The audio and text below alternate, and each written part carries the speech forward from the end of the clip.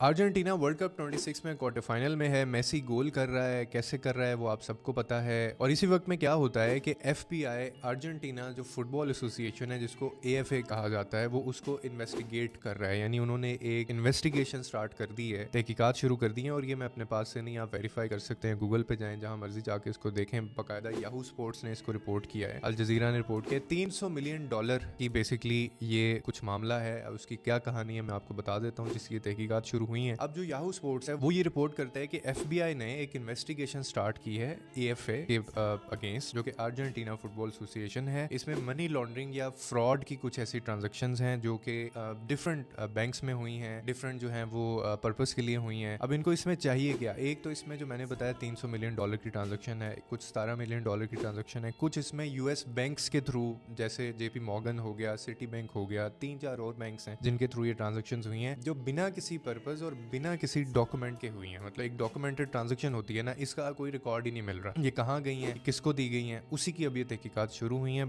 लेकिन अभी ये फर्स्ट फेज में है, कोई ऐसे क्रिमिनल चार्जेस इनके ऊपर नहीं है। लेकिन हिस्ट्री जब आप देखते हैं ना ये अर्जेंटीना फुटबॉल एसोसिएशन की, तो इसके ऊपर बहुत सारे लोग ये लिखते हैं कि अर्जेंटीना जो फुटबॉल एसोसिएशन है इसका ये जो करप्टेड जो कल्चर है या फिर इनका जो ये करप्शन का जो हिस्ट्री है ये 30 साल पुरानी है। यानी कोई this is not the first time इनके ऊपर चार्जेस लगे। 2015 में भी इनके ऊपर सबसे बड़ा फुटबॉल का स्कैंडल जो है वो सामने आया था, जिसमें अर्जेंटीना के 14 एग्जीक्यूटिव्स जो थे उनको यूएस कोर्ट में प्रोसिक्यूट किया गया था, इन्वेस्टिगेट किया गया था, और उसमें भी मनी लॉन्ड्रिंग हुई थी। और इतना ही नहीं, इनके जो जूलियो करके एएफए के जो इनके एक्स प्रेसिडेंट थे, उन्होंने 30 साल हुकूमत की थी और 30 साल के अंदर सबसे ज्यादा फाइनेंशियल मिसमैनेजमेंट के इल्जाम भी उनके ऊपर लगे थे। और ये 2015 का भी फिर उसी पर्सपेक्टिव से इनके ऊपर जो फीफा गेट ने भी रिपोर्ट किया था कि सबसे बड़ा फुटबॉल का ये स्कैंडल है। तब भी एफबीआई ने इन्वेस्टिगेट किया था, अब भी एफबीआई इसको इन्वेस्टिगेट कर रही है, लेकिन अभी कुछ चीजें प्रूव नहीं हुई हैं। रिश्वत देने के कुछ मामला हैं, ब्राइब करते हैं ये लोग, ये लोगों को खरीदते हैं, और ये मैच फिक्सिंग वगैरह के मामला भी हैं इसमें। लेकिन खैर ये दिस इज नॉट